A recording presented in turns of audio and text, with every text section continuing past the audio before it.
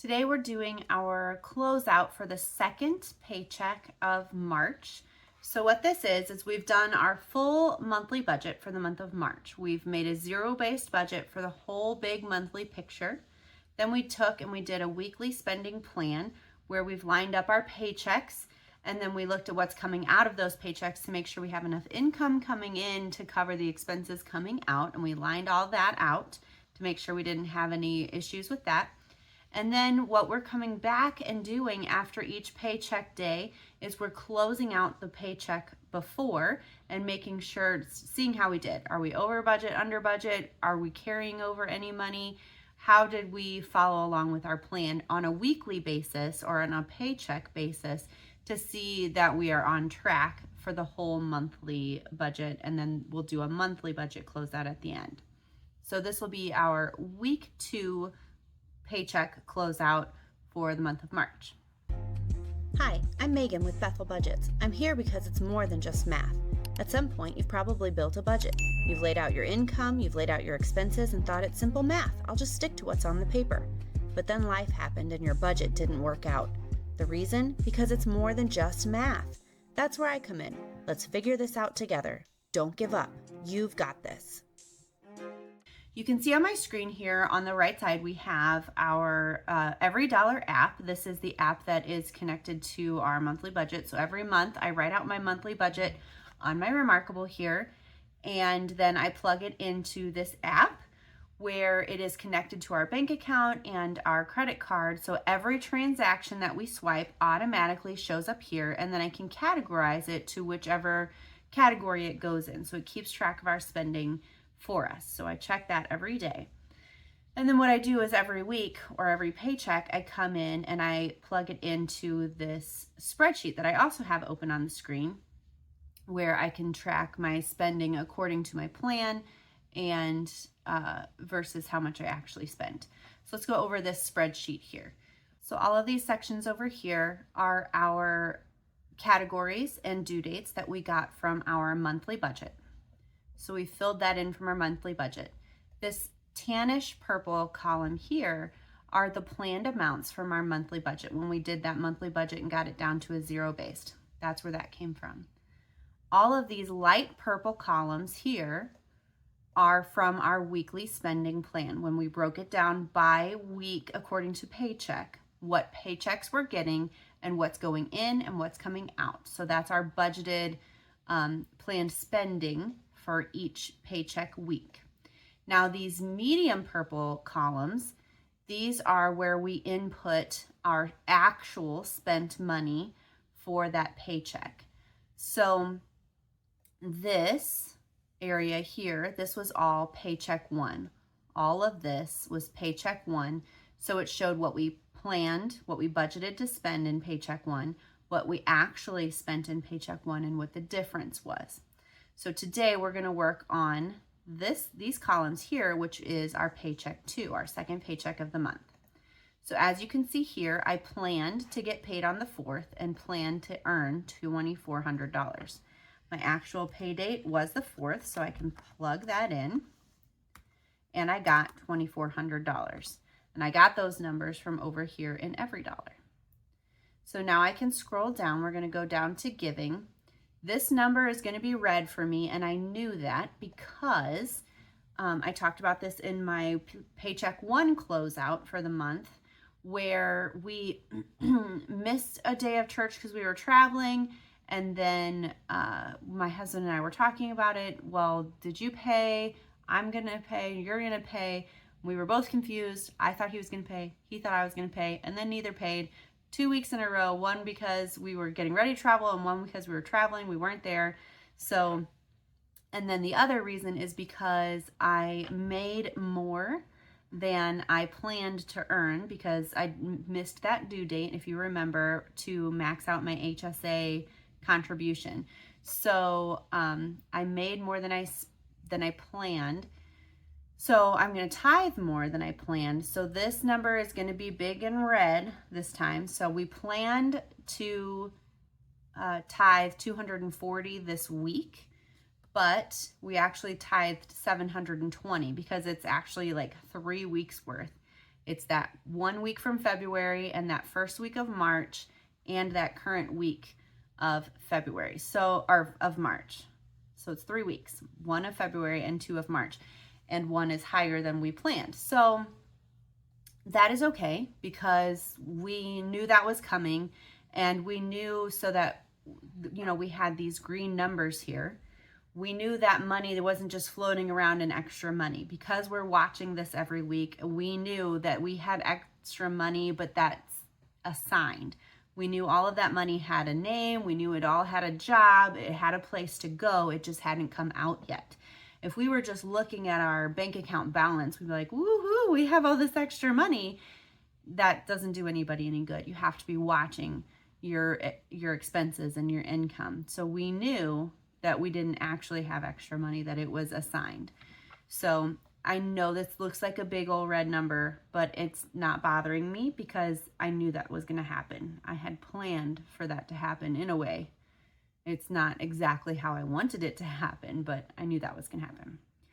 Okay, so lump sum sinking funds, that always comes out the last paycheck of the month because I always hope to put extra in once I close out my budget. So I didn't plan anything there and I spent 0 there. Moving down to water, every other month is a spend month. Every other month is a save month. This month is a save month. So that number at the end of the month will look like a green number, like we have 150 extra, but I take that out and leave it in there like an envelope that carries over for the next month to save for our water bill. Natural gas, that was supposed to come out on the 2nd, but because of I made a note to talk about that with my husband and check the due dates. The due date was on the 2nd, which was a Saturday, so I thought maybe it would come out on Monday. And it didn't. It came out on Tuesday. Had it come out on the Monday, it still would have counted for that first paycheck when I had planned for it to, but it didn't. It came out on Tuesday, so technically came out of the second paycheck of the month, which makes that number look red, but I knew that was going to happen because it didn't come out on the first paycheck and it carried over, so it's still covered, and that's okay. It's something that I can see, but this is why we watch it. Electricity, that's already done. Cable internet, I planned 20 and $19.99 came out. Okay, so we're doing okay there. We're gonna go down to food. Okay, so we need our calculator here. I planned $849 for this part of the month. We have spent $575.31 so far this month, which is pretty good for us. We've been really trying to watch this grocery category and figure out what's going on. So we're on a 3-month eagle eye watch of our grocery category. So we've spent $575.31 so far this month. Now I need to take out the $46.03 that I spent on the last paycheck. So that number is $529.28 so far on this paycheck. We are doing pretty good. That gives us $319 left to carry over for that grocery category. We might actually make our grocery budget this month. I'm a little nervous. My husband went grocery shopping today. We'll see. Okay, family dining out, I do want to talk about, if you are really savvy with numbers and have a good memory, this 1314 last video for the Paycheck 1 closeout was actually down in the tuition category a bit further down. That's what it came up as. It came up as a school expense, and I was really confused by it, and I made a note to talk to my husband about it and try to figure out what this was. And what it was, my son made it to the school-wide spelling bee. And so, if you got through your class and your grade level and made it to the school-wide spelling bee, they served Chick-fil-A for lunch. And so my son and my husband ate Chick-fil-A at school, and they just expensed that as part of, they just like charged it to your school account. So that's what that was, and that's why I was confused about it. So I moved that from last video to this video. I moved it from the school tuition account to our category. I moved it from the school tuition category to the family dining out category because that is what I would call dining out. Worthwhile expense. I'm very proud of him. He made it so far in that spelling bee. I'm really super proud of him. But that's what that was. So I moved it up there. So we need to figure that out. 129. I just wanted you guys to know I'm not like magic mathing anything. I believe in honesty and accountability and openness. So that's what I'm doing there. So 129.32 minus 13.14, that gives us for this part of the paycheck, it's 116.18. So we are overspent so far in this category, but remember I treat it kind of like an envelope. I'm not too worried, but I am going to make a note that we only have, so 200 minus 129.32, we only have $70.68 left in family dining out. And we have 15 days left in the month. So we're gonna have to keep an eye on that. That is maybe a fast food run for a family of 6, not including me because I can't eat fast food. You know, something to watch for. We don't want to go over in that category. So that's something that we'll talk about in our state of the family meeting or a budget meeting. Moving on, dining out, we've got 26.17 in date night, which was on there last month. So we spent our last paycheck, so we spent 0 so far this part of the month. So we are doing pretty good for that part of the category. Fellowship, we spent $10.24. So we're under budget in that part of the category too. And spouse dining out, he's doing a good job. He hasn't dined out on his own on our dime, at least all month. So that's good for him. That's, if you can't tell, that's an area that him and I we've had some words about. We've struggled with. That's why that category was on there. We were tracking it. Eagle eye watch on that for a couple months. Better believe it. But he's doing good. He's doing it. That's like 2 months in a row with nothing in that category. Good job, husband. Okay, gas and oil we've got. Did we spend anything last week? So we've got 119.86 so far this paycheck. So we are under budget so far for the month. That's really good. And car wash, we have not done a car wash yet, which is also under budget. So good job us. Now that'll carry over. We just had some big bad storms, so our cars got rinsed, but my car's in pretty rough shape. Lots of hail, lots of dents. I need a new windshield. You know, just another thing. Ugh, it's always one thing after another. Okay, personal category, clothing. I need to take that out. That's a sinking fund for us. Try to work on that for next time. Phone. I planned $69, spent $68.31. Shopping. Okay, so shopping is a total of $26.06, and $10.24 of that was last week. So we are on $15.82 so far this paycheck, which leaves us under budget. That is awesome. Hair and cosmetics. Okay, I got my hair done. $122.46. So I was under budget for this month. So that'll be what, $32.50 that I can put directly into savings because nobody else is going to get their hair done or do anything with it this month. So that's another $32.5-ish that I'll be able to put into our sinking funds. That number that was at the top that I don't do anything with till the end of the month. I'm excited about that. Birthdays so far is 0, but my son went to a twin birthday party today. So that was 2 presents, but that'll come out on the next closeout video.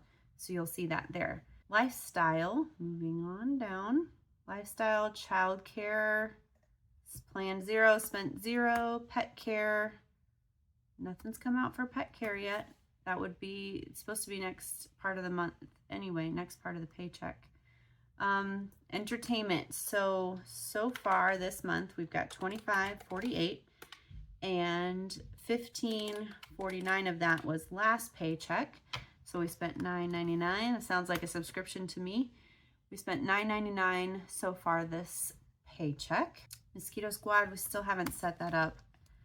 I am putting that, Mosquito Squad, I'm putting that on the agenda, official agenda for our next state of the family meeting because it's nice outside, and we do the extended treatment plan for mosquito squad because we have mosquitoes so bad at our house. So we usually start that service in March. Why they're not here yet is concerning to me, but a problem for my husband. He always deals with them, not me. Okay, education tuition, that came out, $742 plan. Oh wait, oh, why did that come out already? That is supposed to come out on the 17th, and it's only the 16th. That must be a weekend thing. I'm gonna write it down to look it up. You know, I have a buffer. So for me, that's okay. That's not gonna mess me up. But if I was a paycheck to paycheck budgeter and I had not yet built up a buffer, that could really mess me up. 742 is no small chunk of change. So I'm gonna look that up and see why that came out early. I don't like that. I don't like that, but that's okay. Unplanned, we've got 9170, and what that was a youth group expense, and we keep having these outings with the youth group, which is awesome, but I keep thinking, oh, it's just this once. Oh, it's just this once. Oh, it's just this once. But I get 2 kids that are in youth group, and next year I'll have 3, and they keep doing these fun things. They'll go to different, like arcades, or, these jumping places, these trampoline places, these climbing places, and it's fun, it's great, and I would never deny my kids, but I have been thrown off by them every time. So I put it in unplanned to cue me to make a plan. So now, just like I have the birthday budget, I'm just going to always keep a youth group fund, I guess I haven't figured out what I'm going to call it, but I put it in my sinking funds for now. But I think I'm going to actually put it as part of my monthly budget. I'm writing that down. So that's an agenda item now. So I'm tired of being caught off guard by that. It's not something that I begrudge them. It's not something that I would ever deny them, but it messes up my budget, and I don't like it. So I'm tired of that red number being in the unplanned over there. So I'm going to either part of my monthly budget is put it as a youth group expense and just have it there like I have birthday gifts, or I'm going to make it a sinking fund that I can just pull from when I need to and use my transfers category. Haven't decided which, but I put it in unplanned for now so that I can figure that out for the future. Unplanned is where I put anything that surprised me so I can make a plan for the future. So that's what that was. Moving on. Medical expenses. Okay. You guys, I'm really not happy about this. I'm really not happy about this. So, I planned $27 to come out on the 3rd paycheck of the month. Well, when my husband signed up for this gym, he did not tell me that there's a yearly fee that's going to be coming out, and that came out on the 2nd paycheck of the month. So there's that unplanned expense, and I didn't put it on unplanned because I just went over and created a sinking fund for it. It's fine. It will never catch me by surprise again, but I was not happy. And then under supplements, that one was me. I went, and my son was sick, and I went to the pharmacy and I bought him medicine, and darn, I swiped my regular card instead of my HSA card. I'm just not used to this new system yet. So if there's a reimbursement process, I can apply for it. But for now, this is where it lands, and it just looks like a red unbudgeted for item, and it's throwing off my budget, which upsets me. You can see these unplanned expenses that mess with my monthly budget just really irk me. I like my numbers to be green or black. I like everything to work out the way I planned. I'm a controlling person. If you haven't learned that about me yet, you now you know. And then there's the doctor's bills. I sent my husband to take my son for his new regular appointments that he's going to have, and I sent him with his HSA card. I don't know what happened because I haven't talked to him yet, which is why I'm writing it. HSA card for appointments. Why that was not the card put on file, and we have now been charged on our regular card now twice, I don't know. So now I have 3 charges that I have to figure out if I'm going to or how I'm going to get reimbursed from the HSA card for, because all 3 of those charges should have been on HSA. Do I want to eat it? Do I want to apply for it? How do I apply for it? I don't know. I don't know, but that's what it is, and I'm upset. It's just an annoyance. It's an annoyance because I knew better and I messed it up. Or I attempted, and so I don't want to say he messed it up, but somehow it got messed up. Maybe it got declined because it was his HSA card. Maybe I gave him the old one. I don't know. I don't know. Another puzzle, part of the puzzle to figure out. You know, this is why we do this. Figure out what happened, fix it, and move on. Moving on, debt. Okay, here's another one. Okay, so I planned $56 for my phone. This is from when I broke my phone. If you watch my emergency fund update, I'll give you a better, more thorough explanation. But in my emergency fund update, we decided to keep my phone on this store card, which has 0% for 12 months. But if you don't pay that off in 12 months, you get charged all the interest over that past 12 months. So you have to add up how much it would cost yourself. So I took I did it in, I don't know, 10 or 11 months to give myself a safety net. And so that's my payment. My payment is actually 63, not 56. And their minimum payment that they were going to have me charged is 31. So what I actually need to pay to get the thing paid off in time to not be charged interest is double what they were asking me for. So you guys be careful with these credit cards that are promising 0% interest. So there's another red number that I was miscalculated on, and that one is kind of my bad. I feel like I probably could have mathed that better, but you know, live and learn. Okay, so I don't think there was any other debts in there. Health insurance. Okay, spouse spending. My husband has only spent $11.03. Bravo for him. I am confused about okay, so if you see over here, it looks like my children did not get their income, which I am confused about because I know I sat here and budgeted with them. And then I even took one of them to the bank because they also had cash to deposit. So I'm going to mark those as zeros, but then I wrote it down. I'm going to look it up because those should all be done and taken care of. And Megan's spending 0 so far. Doing good. I was so tempted. And I realized that having spending money might actually be a trap for me. So my son and I, we like to go, we really try hard to take each kid on a date around their birthday date. So my son was born on the 11th. This month, mom takes him on a date around the 11th. Next month, dad will take him on a date around the 11th. He uses this app on his phone where he can walk and earn points, and then he cashes them in for gift cards. So I took him to Starbucks, and he used his gift card to Starbucks, and we just sat and hung out for a while. They had this beautiful purple cup.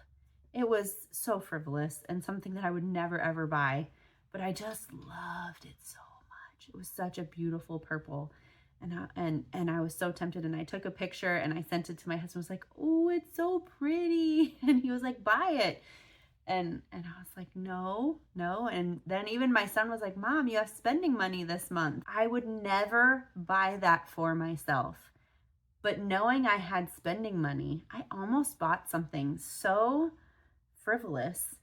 And I have a lot of cups. I have a lot of really nice cups.